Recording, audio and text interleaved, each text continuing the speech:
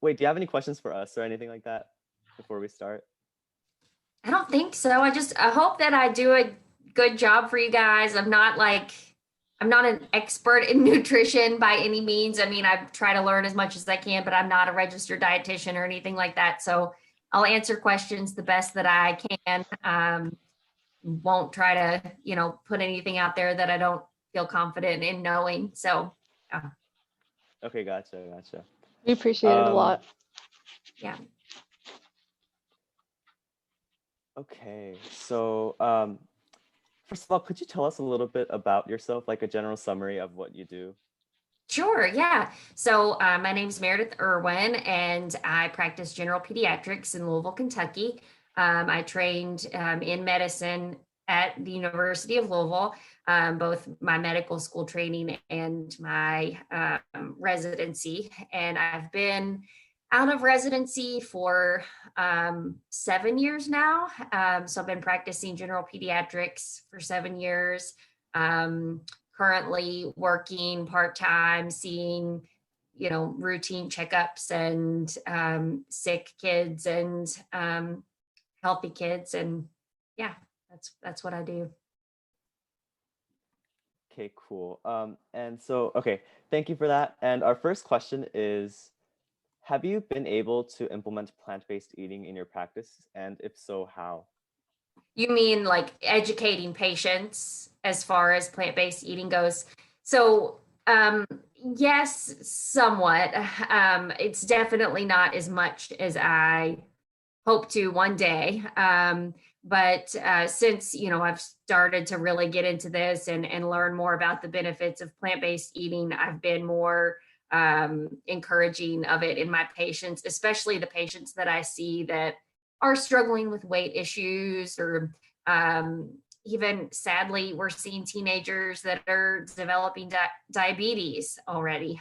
So I'm, strongly encouraging it in those children. And then another aspect as a pediatrician that I can kind of have somewhat of an influence is whether or not I encourage people to drink cow's milk or cow's milk based formulas.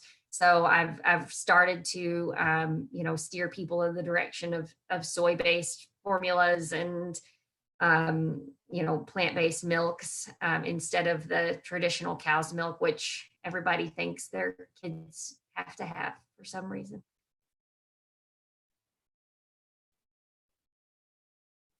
Yeah, that's very true. Our Yeah, second it's question, sorry, go ahead. go ahead. No, you go Okay. ahead. So our second question is, which group of patients would you prescribe a plant-based diet to? I mean, really, every group of patients. I mean, I feel like everybody should eat a plant-based diet.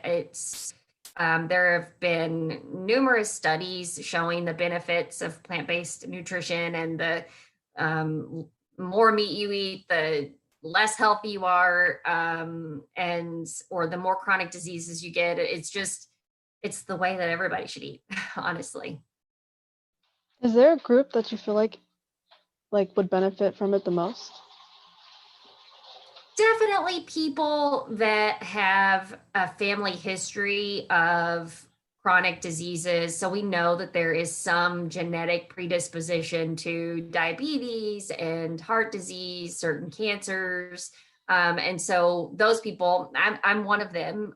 Heart disease runs very, very strongly in my family. And so people that have those predispositions, this I think can really benefit them. Before I went plant-based, which I've been that for a little over a year now. I thought I was healthy. I've always been a healthy weight. I've always exercised, thought I ate healthy, and still had some high cholesterol levels, higher than typical cholesterol levels. And it's just kind of it's in my blood, but I know that I can help control that with eating more plant-based, which we do. It's interesting that you mentioned that because our next question actually has to do with um, you know, like you said, like predispositions and heart disease and diabetes and things like that. So we wanted to ask if you think that these chronic conditions caused by animal products tend to affect communities of color and low-income groups at a higher rate?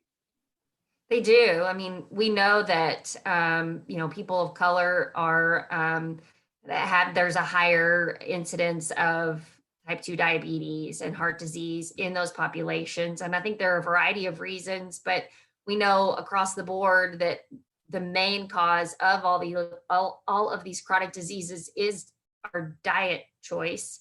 And in those populations, often the diet choices are not as healthy for a variety of reasons, whether it's access to healthy food, or just the lack of education about what is healthy. It's a big problem that needs to be addressed, certainly.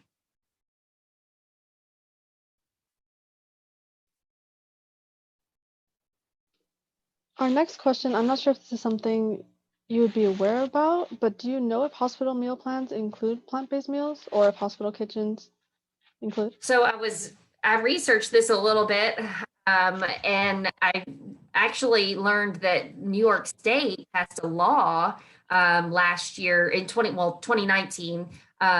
They passed the law that says that every hospital in the state has to offer a plant-based meal option for their patients, which is awesome. It is crazy what is served in hospitals to people who are sick. The food is not health promoting very often, and there is certainly a push from certain physician groups. The Physicians Committee for Responsible Medicine is one of those groups that has an initiative to try to get plant-based meals in hospitals more broadly. And I'm hoping, again, after we kind of get through the pandemic and all of the craziness, trying to help promote that within the hospital system that I work for, and making sure that it's made a priority. I'm hoping to help promote that here in the state of fried chicken.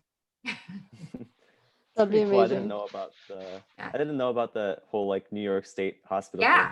Yeah, I Googled it, and that's what came up. And yeah, I mean, I know that there are hospitals across the country that are implementing it, but it's small. But yeah, in New York, it's statewide apparently that it has to be offered, which is awesome. That's cool. I wonder if that's the norm for hospitals to offer an option. I don't know. I mean, I feel like probably I would think that most hospitals will at least have a vegetarian option. From what I read, the New York State law is free of all animal product options. So basically a vegan option, which is awesome. That's kind of above and beyond, because you can be vegetarian and still eat your heart out with cheese. And that's no good. So. So our next question is, I know that earlier you mentioned that you recommend a plant-based diet to lots of your patients. And we were wondering if you've seen any cases where a plant-based diet has significantly improved someone's health, and if you have any inspirational stories. I wish that I did. From a personal standpoint, I don't, just because of, at this point, I practice general pediatrics. And so, there's not I haven't seen the, huge transformations at this point. I will say that I, have seen in a few of my baby patients, when we get them off of the cow's milk, they start pooping normally, and they're maybe less cranky. But there are hundreds, thousands of success stories out there of people switching to plant-based diets and it making dramatic changes for their life, reversing their diabetes, or really improving their heart condition and so forth. But I don't have any, unfortunately, yet personal patient stories. Yeah, that makes sense. It's relatively new. How do you go about encouraging your patients to make healthier eating choices? And also, do you feel like it's a bit of a conflict, maybe patients being kind of turned off by the fact that you're encouraging like vegan options and such? When I do, I'm surprised at how enthusiastic people are about it, and they're like, "Oh, really?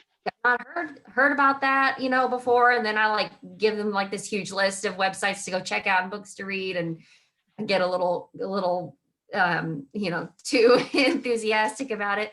But yeah, I haven't really come across a lot of resistance. The most resistance I would say is when I say maybe don't give your child cow's milk, and people are like, I don't know about that, but we're still trying and fighting the fight. And as far as like, trying to broach the subject, it kind of just depends on how ready the patient and the patient's family seem. I kind of try to gauge their readiness to make changes before I kind of dive in there. But yeah, I definitely try. And most people, at least on the surface, seem open to it. Do you think that, I don't know how it is in Kentucky, but in California, a lot of like products that people buy, they have a warning at the bottom. It's mandated by law, and it says that this product may cause X, Y, Z, like cancer or whatever. If we put that on animal products, do you think that it would encourage people to consume less animal products?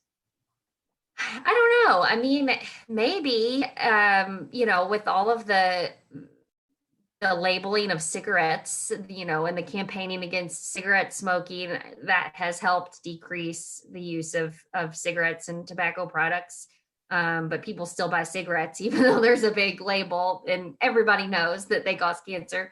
So it might be helpful. I know on my tiny little baby Instagram page, I posted a picture one day that talked about how processed meats have been labeled a carcinogen by the World Health Organization. And honestly, that was news to me just within the last, 6 months.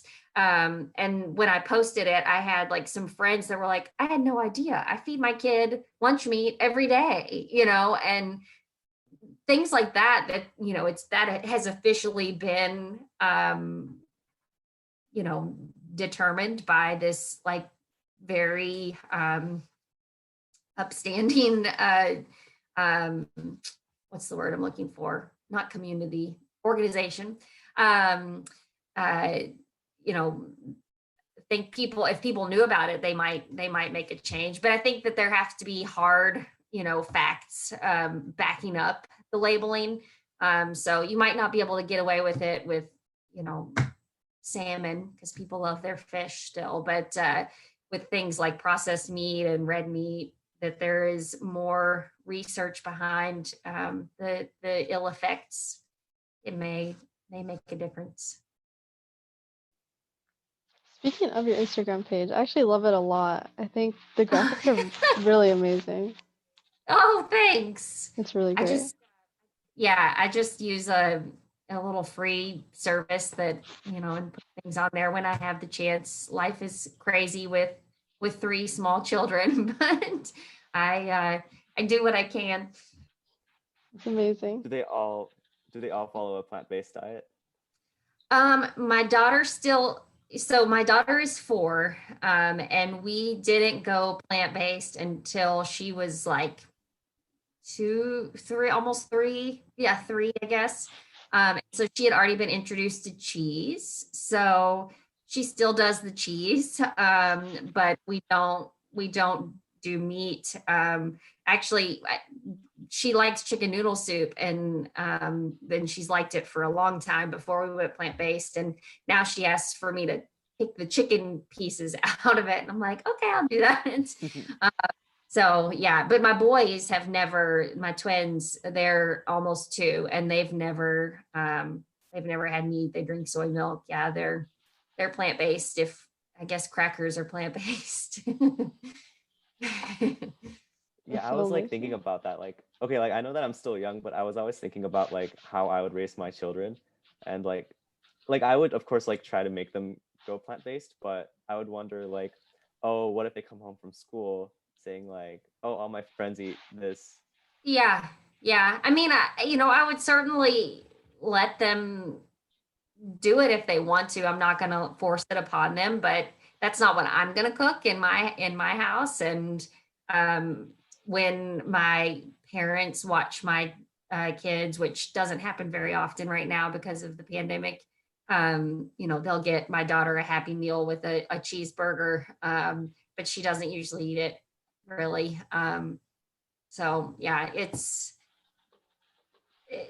something that I definitely want to encourage and educate them about, but I'm not going to, force them into it as they get older if they don't want to.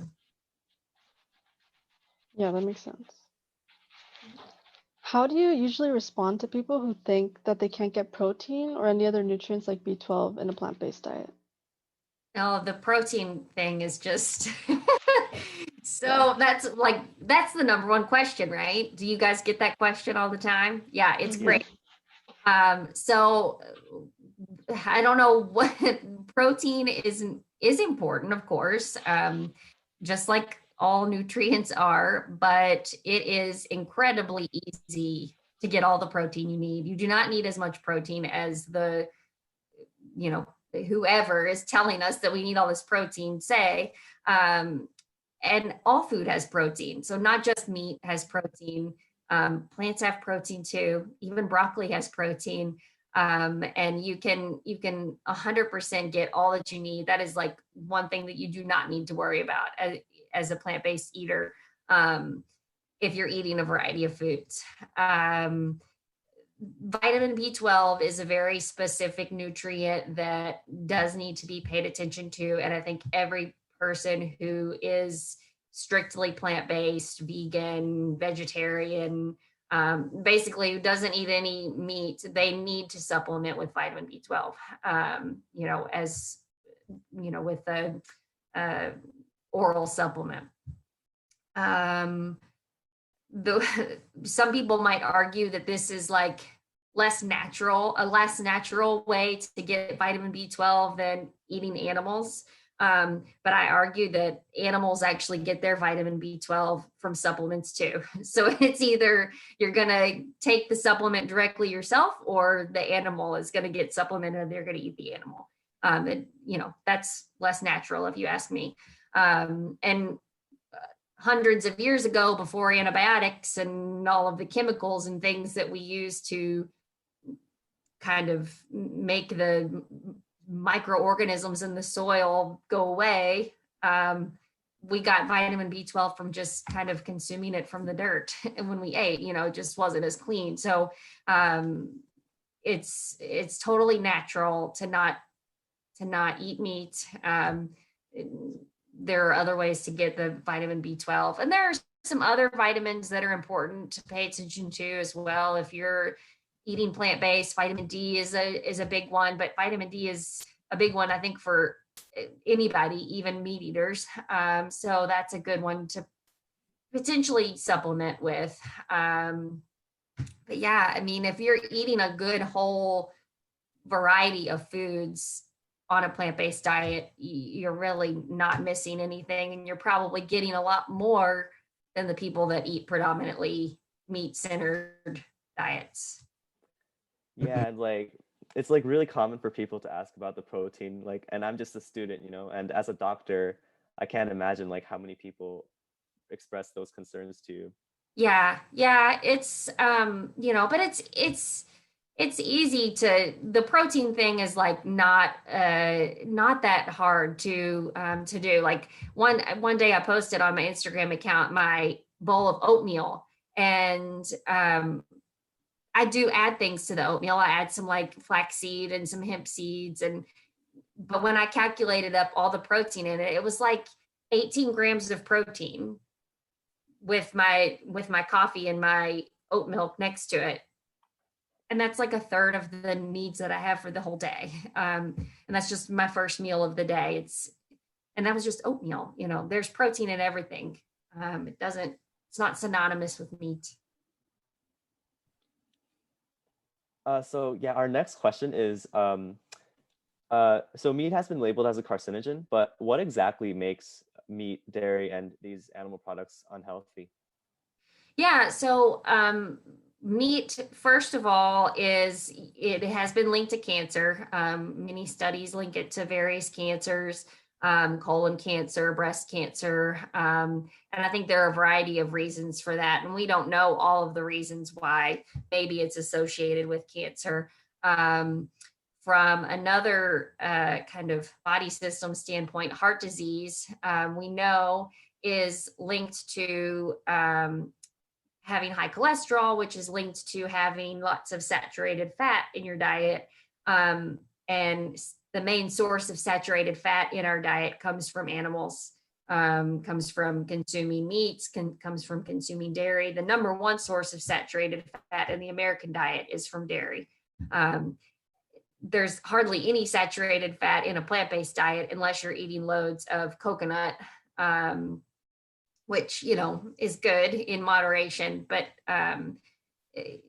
otherwise the fats from plants and nuts and seeds and things like that is not the saturated kind. So we're talking, you know, just a lot of fat from the meat. And then I also like to point out that, you know, if you're getting your protein from meat, you're not getting the fiber from meat. If your diet is meat centered, you're losing out on so many of the things that plants provide you that meat can't. So fiber is a big one, which also protects from heart disease.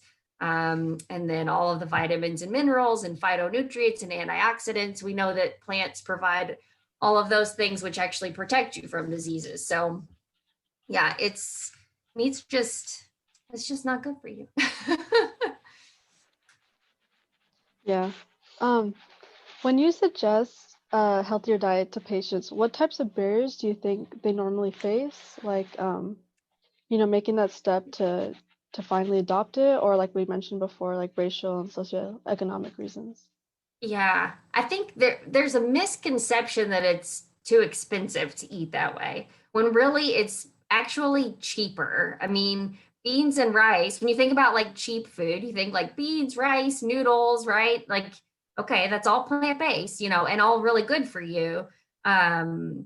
So that's a misconception that it's too expensive. I mean, meat is expensive.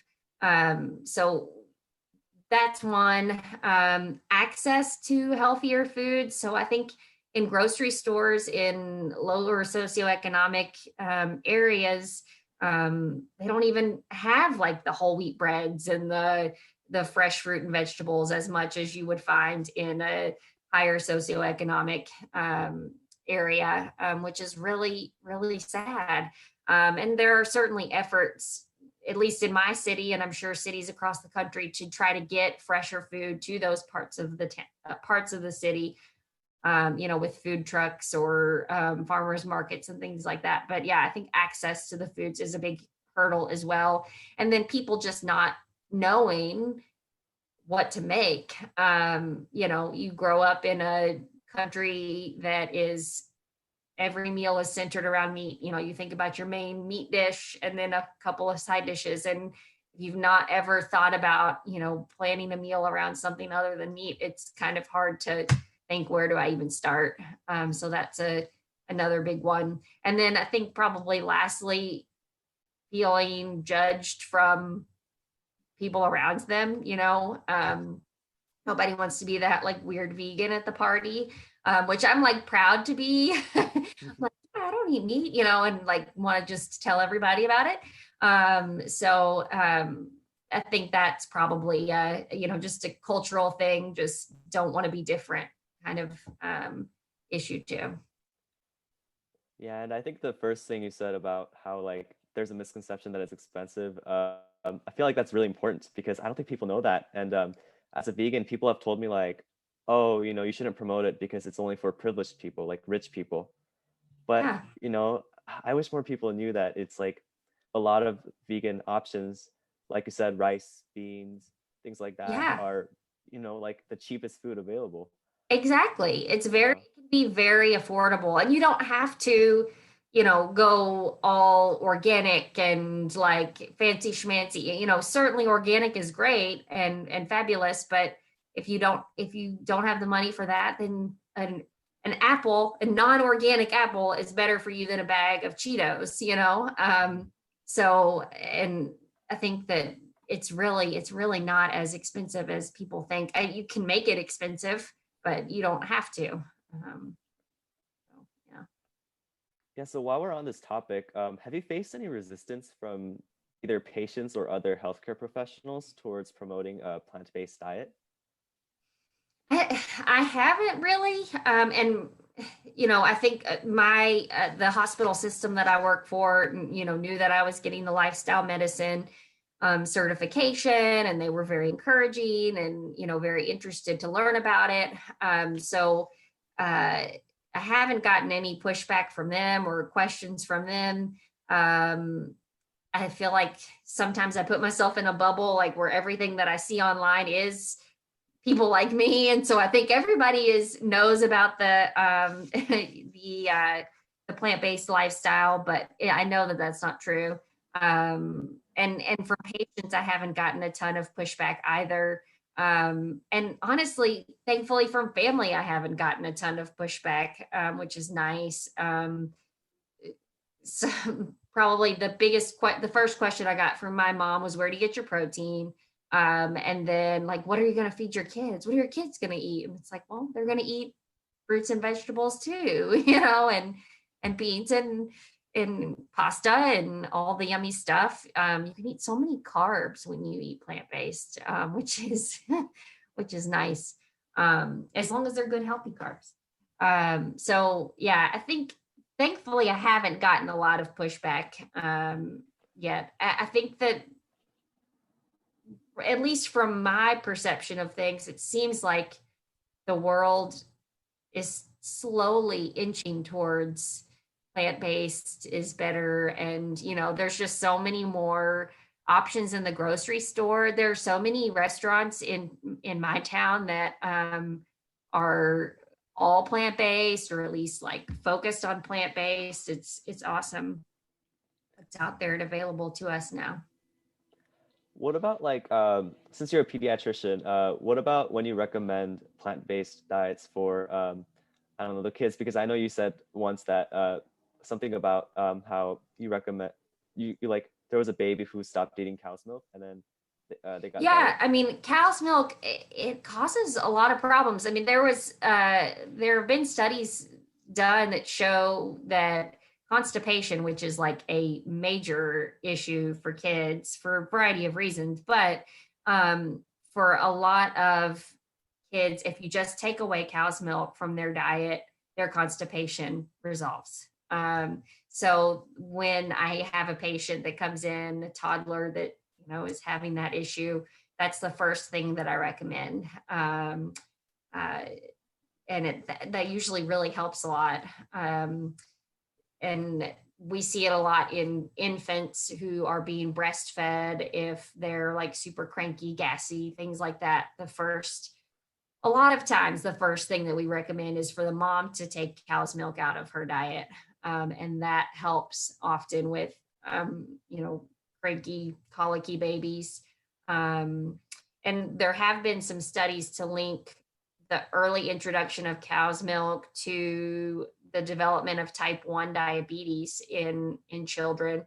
A correlation, not a causation, but